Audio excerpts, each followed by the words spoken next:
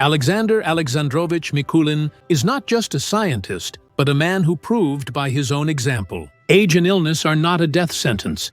At 55, he suffered a series of heart attacks that could have ended his life. But he took it as a challenge, not only regaining his health, another 35 years of vigorous, fulfilling life.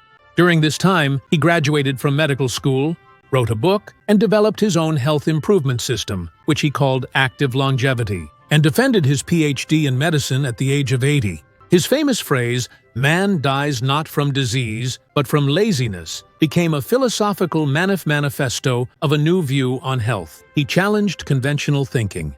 Frail old age is not the price of, but the result of passivity. Diseases most often develop not from inevitability, but from inaction, from an inner refusal to live actively.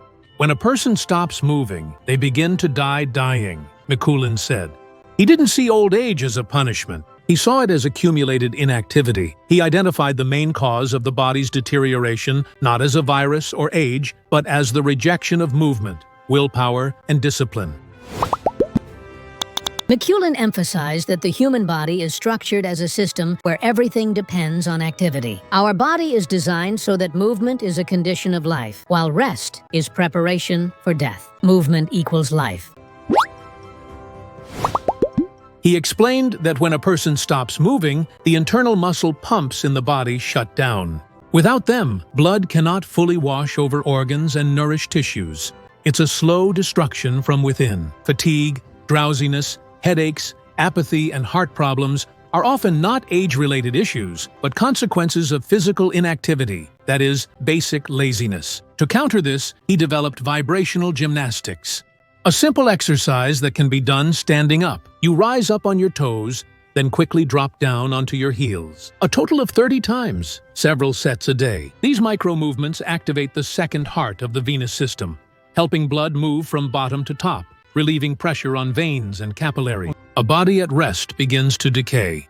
Aleksandr Aleksandrovich Mikulin was an advocate of micro-exercise practices, inspired by Japanese longevity systems. For example, 1 or 2 minutes of movement every 20 minutes. This was long before the term NEAT appeared. Non-exercise activity, thermogenesis in modern physiology, which refers to activity not associated with purposeful sports to intentional sports or exercise. NEAT includes walking around the house and to work, standing instead of sitting, moving around the apartment, playing with children, climbing stairs, doing housework, cleaning, washing dishes, gesticulating, even tapping your foot under the table.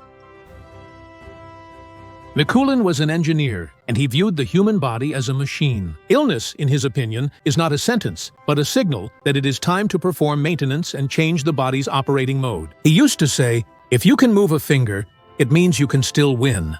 He insisted, "Even when sick, you need to move, even if slowly, even if just a little." He argued that inactivity is an ally of disease, while light but constant movement is an ally of life. Even if you just got up and went outside, you have already given your body a signal. I am alive, I am fighting. The end begins not when illness comes, but when you lie down and do not get up again. Mikulin insisted that it is better to prevent disease than to fight it. And the main tool for prevention is daily movement. Even simple actions, walking across the room, climbing stairs, bending, rotating your head, waving your arms, activate the most important self-regulation mechanisms. If you help your blood flow freely every day, you extend your life. He argued that you do not of overexertion in the gym are not necessary. What is needed are simple, rhythmic, easy movements every day. He said, 10 minutes of movement every hour is better than an hour of exercise once a week. He compared the body to an aircraft engine. Without regular startups, it becomes unusable and deteriorates. If you did not go today, you will not be able to tomorrow. Willpower is the key to health. Mikulin believed, willpower is a muscle that needs to be exercised. Even if you do not want to, do it. Cannot do it? Start small. At first, you force yourself, then your body starts craving it on its own. In his opinion, laziness is not rest, but a form of inner surrender. Laziness triggers a chain reaction: apathy, depression, illness. Laziness ages you faster than time. He didn't believe in genes as a sentence. He believed in the power of character, and that every day we have a choice. to give up, or to take a step forward. Mikulin called old age a golden time of renewal if approached with discipline. He taught that even in old age, one can energize the body if they don't let laziness defeat the spirit. Old age doesn't come when years arrive, but when movement departs. He gave examples of long-lived individuals, elderly people who work in their gardens every day, walk, and take care of others. He admired learned people who created until their last day, like Pavlov or Tolstoy. He saw them as proof that activity prolongs life. When a person is needed by themselves and others, they live longer. Mindful movement is the path to recovery. Mikulin emphasized, it's important not just to move, but to do it consciously, to feel how the body works, to be in rhythm with it. Conscious movement is a prayer with the body.